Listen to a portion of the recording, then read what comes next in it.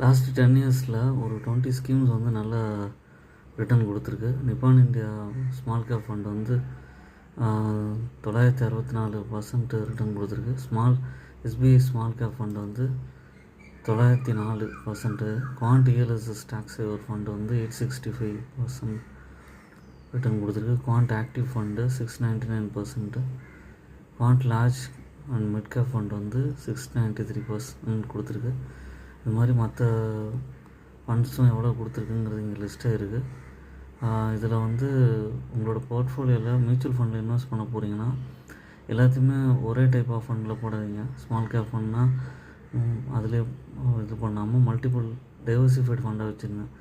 Large கேப்பில் கொஞ்சம், small கேப்பில் கொஞ்சம், மல்டி கேப்பில் கொஞ்சம், அது மாதிரி பிரித்து போடுங்க. மிட் கேப்லவும் போடலாம். என்னோடய சேனலை சப்ஸ்கிரைப் பண்ணுங்கள்.